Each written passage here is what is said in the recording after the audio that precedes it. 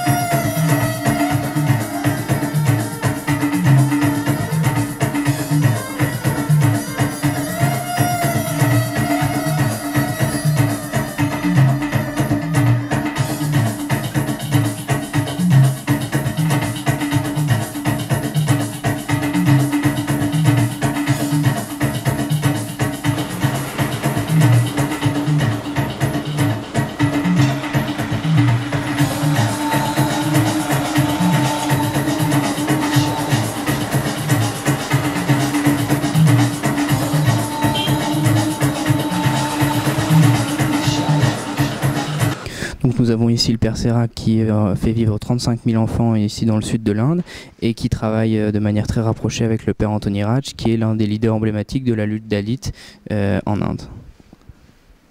Nous sommes venus passer quelques jours auprès du Père Serac, comprendre ce qui s'est passé et puis comment ça va évoluer. Tout le Tamil Nadu, c'est l'endroit où travaille le Père, toute cette zone de l'Inde du Sud. Et dans l'Inde du Sud, tu as ici Madras, où est installé la Loyola College, Pondichéry. Notre terrain par se situe entre les deux ici. Et puis la ville de Madurai, avec le centre de Mamalapuram qui est ici. Ah oui, d'accord. Où il y a là le centre de polio et l'école et la ferme modèle. Donc,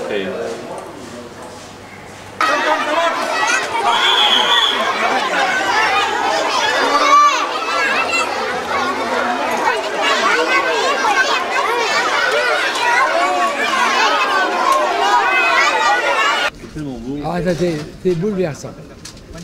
L'accueil de ces enfants, qui sont tous des petits hindous et des petits dalits, et la gentillesse, le sourire incroyable.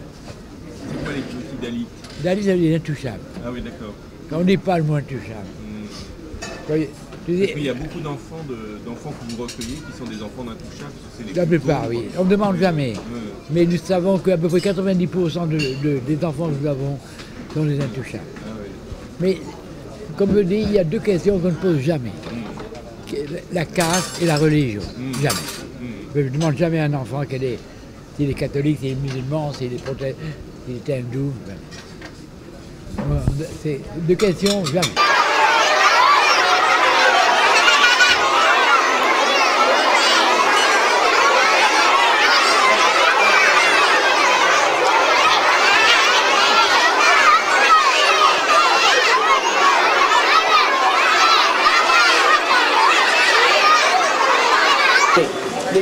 Les gens se servent de la caste pour exploiter les gens, dans ce sens économique. On exploite les politiques au nom de la religion. C'est ça que Karl Marx avait raison.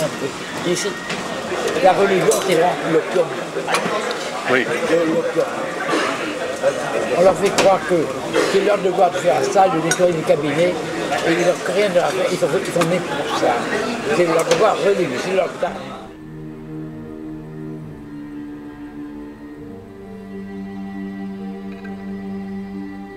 On garde les traditions de la caste, même si on devient chrétien. Et là, il y a une étude assez forte. Et c'est là qu'on trouve que les valeurs culturelles sont plus fortes que les valeurs religieuses.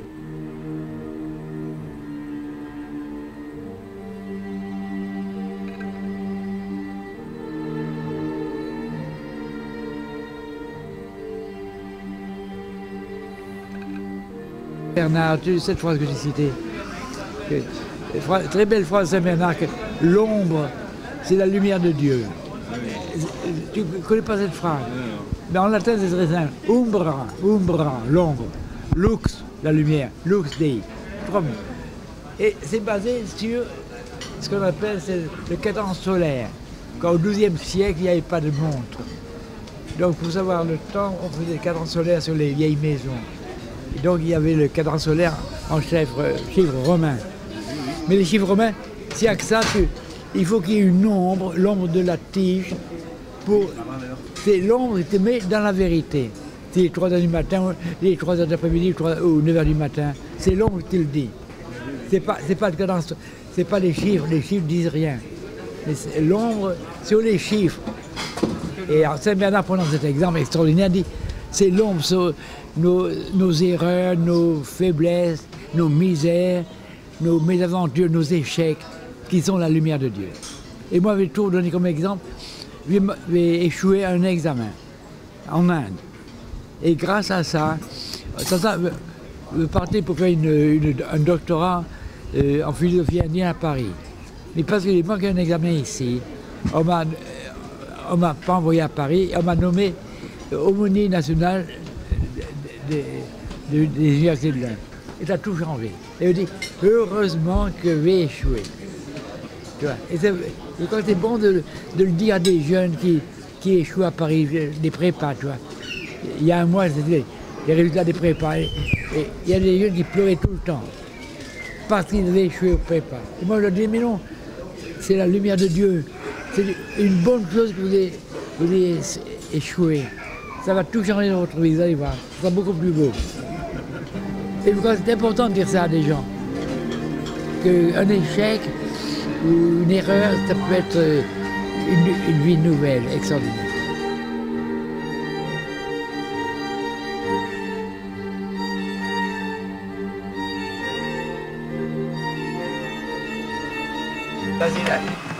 C'est la vie c'est pas des pauvres, mais ce sont des travailleurs qui sont pauvres et travailleurs. Ce sont des pêcheurs.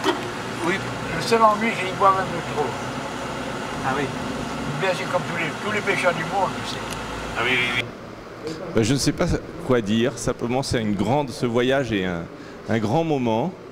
Et c'est difficile de dire tout ce que je ressens. Tellement il y a de sentiments contradictoires, nouveaux, de couleurs, de formes, de matières, de senteurs étonnantes.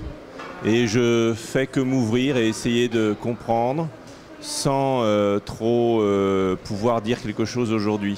Simplement, ce qui me surprend, quelques petites impressions comme ça, c'est qu'on est allé dans les villages voir ces petits-enfants pauvres. Mais qu'est-ce qu'ils sont beaux, qu'est-ce qu'ils sont très bien éduqués. C'est un peu étonnant, tellement c'est parfait. Sans parler des jeunes filles pauvres, qui sont très élégantes, dans des saris de toutes les couleurs, et qui s'occupent de tous ces enfants avec tellement de dévouement et une très grande paix. Il y a une très grande paix et beaucoup d'amour qui sort de tout ça, une sorte d'immense amour. Et je pense que ça vient aussi de l'influence du Père Sérac, parce qu'il y a tellement d'amour qui sort de lui que je pense qu'il a créé un mouvement vraiment d'amour. Et je crois que c'est ça finalement le plus important, au-delà du fait que c'est des petits enfants, qu'ils sont pauvres, qu'il y a des jeunes femmes qui s'occupent très bien d'eux. Ce qui est exceptionnel, c'est la qualité de cet amour qu'on trouve en vivant ça. C'est extrêmement gratifiant. C'est comme si on arrivait à un endroit du monde où brusquement il y avait de l'amour qui débordait de partout.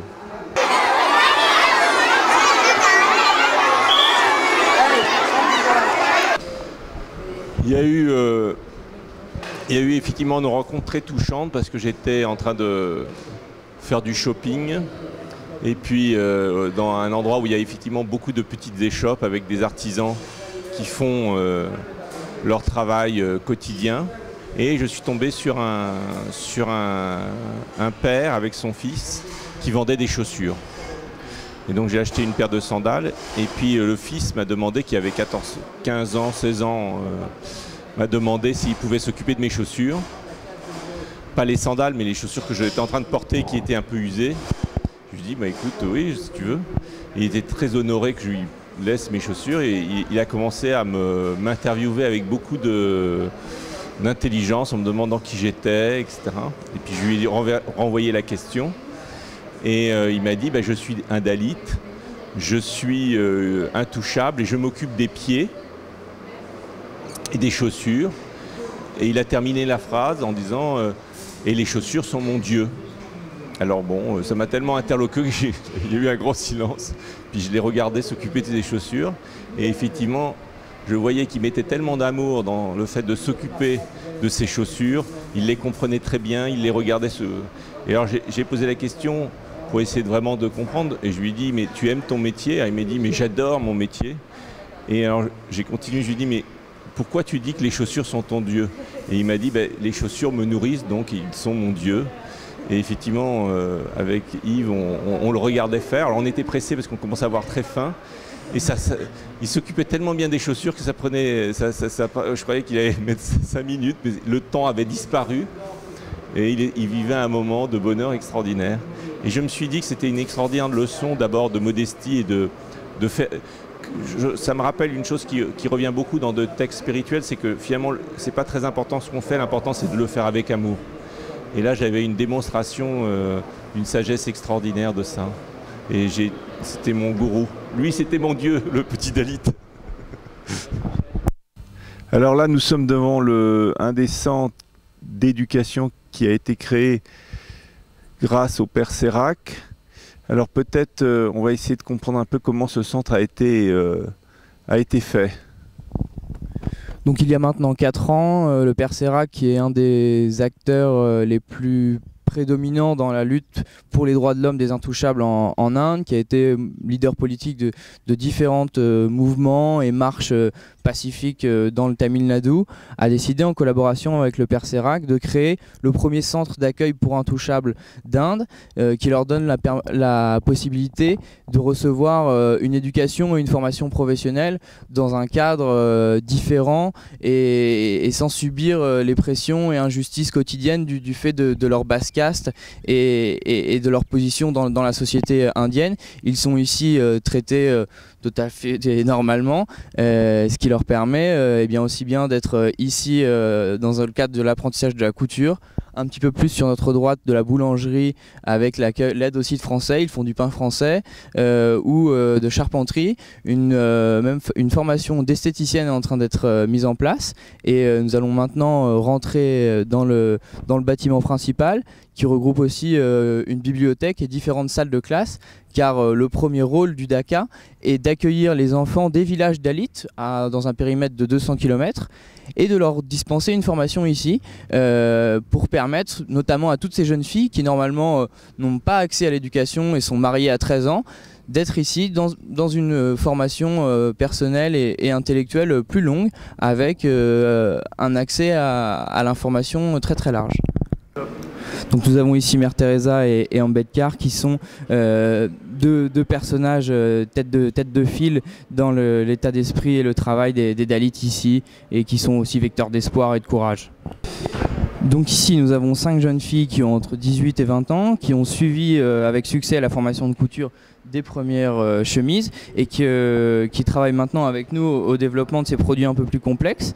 Donc c'est pour elles un très bon moyen d'apprentissage et nous avons investi avec l'aide du collectif India et du DACA dans de nouvelles machines qui nous permettent d'être compétitifs au niveau européen pour présenter cette nouvelle ligne de vêtements qui sera dès le mois d'octobre disponible à Paris. Donc nous avons ici notre logo Knowledge is Power qui était dès le début quelque chose de très fort et de très subversif pour exprimer ce combat quotidien dans lequel sont les Dalits et nous avons aussi voulu souligner cette fabrication dans l'étiquette, eux qui normalement ne sont jamais reconnus, Made by Dalit in India, pour provoquer la question chez le consommateur français et qui a envie de se documenter et de savoir ce qu'il en est de cette question Dalit. Et nous, tout autour de ce vêtement, on va proposer beaucoup d'informations, aussi bien via notre site internet que des revues de presse, pour expliquer ce que c'est que ce problème qui touche 170 millions de personnes uniquement en Inde et 200 sur l'ensemble du continent asiatique. C'est une expérience de commerce équitable et même qui va un petit peu plus loin d'économie solidaire, puisque là on est vraiment dans une volonté d'insertion par l'emploi, où ce sont des personnes qui n'ont pas encore des doigts de fée, en termes de couture ne sont pas encore très productives, et si elles étaient dans une entreprise dite classique, elles auraient beaucoup de mal à suivre, et le but c'est d'avoir vraiment une volonté d'éducation et d'insertion et de pouvoir leur créer un emploi qui à terme aura une rémunération sur 14 mois, une assurance chômage, maladie. Là on va avoir notre première commercialisation en octobre, donc nous sommes dans la fin de la phase test, mais logiquement nous sommes dans la création ici d'emplois pour des personnes qui avaient un accès difficile à l'emploi de par leur caste et aussi leur formation technique. Alors nous avons ici le Dr Ambedkar, qui est le rédacteur de la Constitution indienne et qui était lui-même un Dalit et qui représente tout le symbole de cette problématique Dalit, à savoir que après avoir rédigé cette Constitution, après avoir été ministre, après avoir été adulé par l'ensemble de la population indienne, avoir été le premier Dalit réellement fort et reconnu, il arrive à Bénarès pour aller à un congrès et souhaite réserver une chambre, et on le chasse du village de par sa caste. Il va au temple de Bénarès, on le chasse du temple, le temple est purifié pendant 3 jours.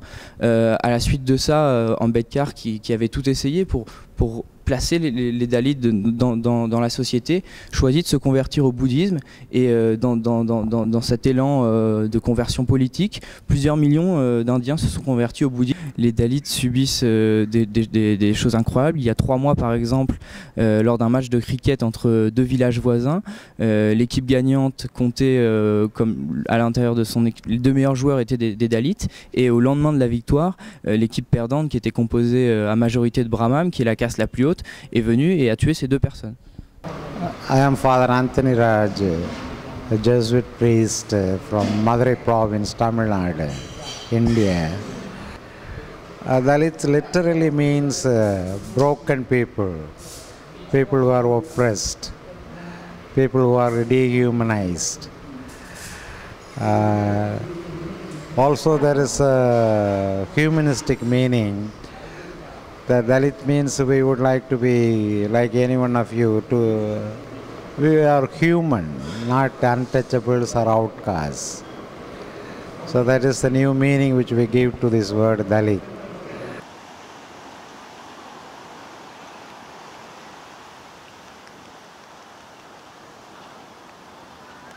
Well, for a Dalit like me, it's very rare that one gets a very good education. As a Jesuit, I had all my formation or training for priesthood. So that includes philosophy, theology and all those things. Then secular studies also, I managed to get a doctorate from Loyola University, Chicago. After my doctorate, I decided to work for the Dalits. First, having a theoretical understanding of the problem and also an experiential knowledge as a Dalit. So I thought I should do something for my people. We are not untouchables. We are human beings. So we have every right to be treated as human beings. பணத்தை விட்டுட்டு வா, நெஞ்சுக்குள்ள உள்ளதெல்லாம் காதில சொல்லிடவா, காதில் என்ன கட்டிடமா, இடிச்சு அதை கட்டிவிட, மௌனம் என்ன புஸ்தகமா, படித்து அதை விட்டு விட.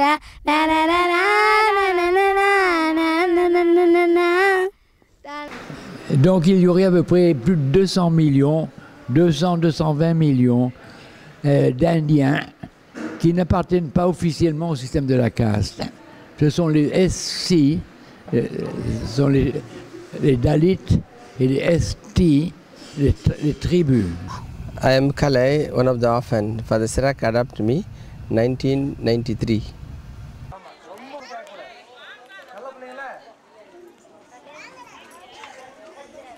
When I meet Sirak in Loyola, he take care of me and my children. Now 35,000 children all over India.